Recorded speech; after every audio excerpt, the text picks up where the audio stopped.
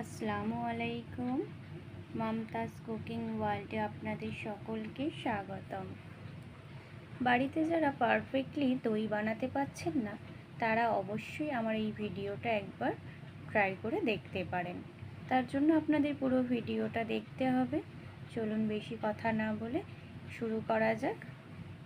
দই তৈরির জন্য এখানে আমি লিকুইড দুধ, পাউডার দুধ, চিনি, দই বীজ আর কিছু ফাঁকা আইসক্রিমের কৌটো নিয়ে নিয়েছি।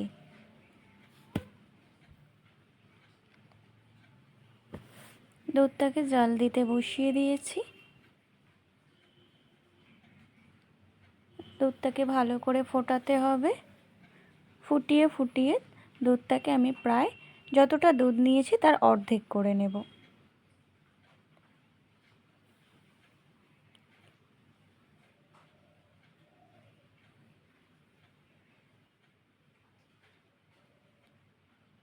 কিছুটা দুধ আমি এখানে তুলে রাখছি পাউডার দুধটা আমি মিক্সড করার জন্য।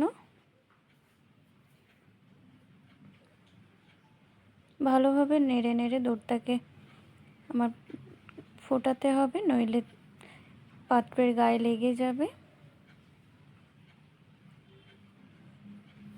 পাউডার দুধটা আমি এখানে অ্যাড করে নিলাম। ভালোভাবে এটা মিক্সড করব।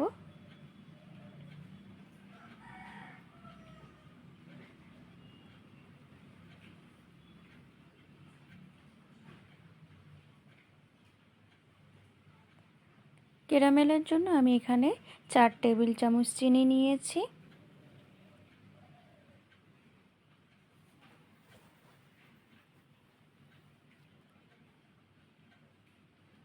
এইভাবে ক্যারামেলটা তৈরি করে নেব।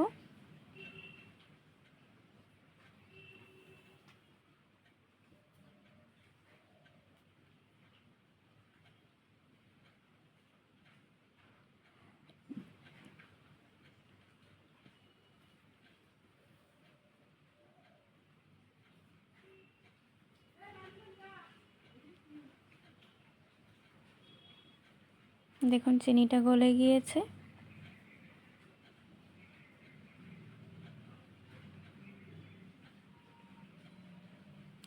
কন্টিনিউ নাড়তে হবে।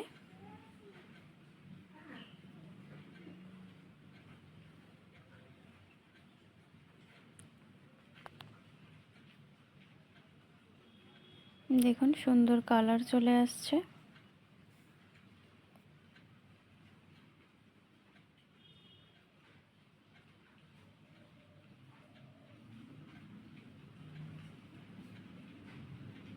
দেখুন কত সুন্দর কালার এসে গেছে। এটা আমি গ্যাসটা অফ করে দেব। এদিকে দুধটা দেখুন প্রায় অর্ধেক হয়ে গেছে। এবার আমি এতে চিনিটা অ্যাড করে দেব।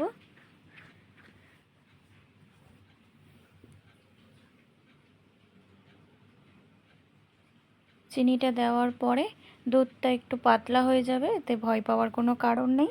আবার কিছুক্ষণ নাড়াচাড়া করার পর আবার দুধটা আগের পর্যায়ে চলে যাবে।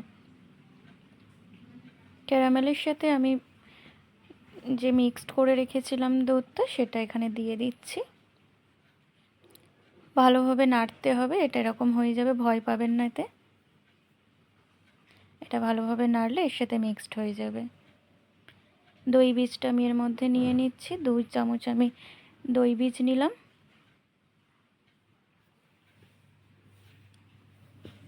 দুই টেবিল চামচ দই বীজটা ভালোভাবে এখানে ফাটিয়ে নিয়েছি, নিয়ে এর সাথে অ্যাড করে দিলাম।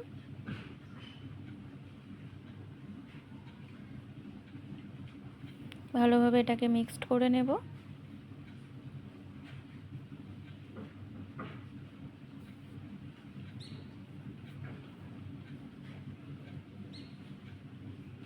দেখুন একটা কত সুন্দর কালার আসছে।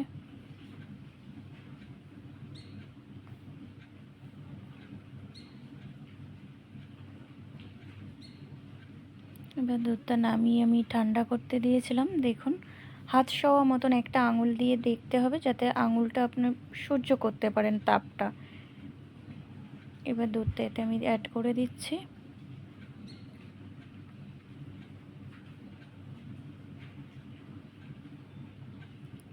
ভালোভাবে নাড়াচাড়া করে মিক্সড করে নিতে হবে এর সাথে।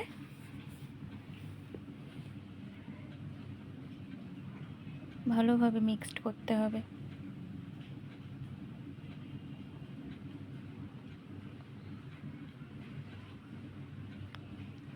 এবার ফাঁকা আইসক্রিমের কৌটোগুলো আমি দই বীজ লাগিয়ে নিয়েছি কিছুটা।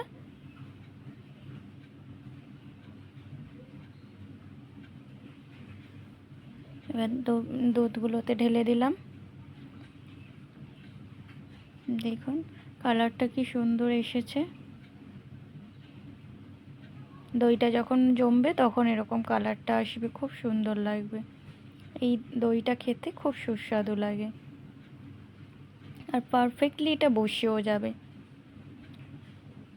এবার এটা আমি চাপা দিয়ে দেব। চাপা দিয়ে এটা আমি গরম জায়গায় রাখবো। দই কিন্তু গরম জায়গাতেই বসে যাওয়ার পরে এটাকে আমি ফ্রিজে রাখবো। এবার দেখুন কত সুন্দরভাবে বসেছে। পরের দিন সকালে এটা আমি তুলে দেখাচ্ছি। এটা দেখুন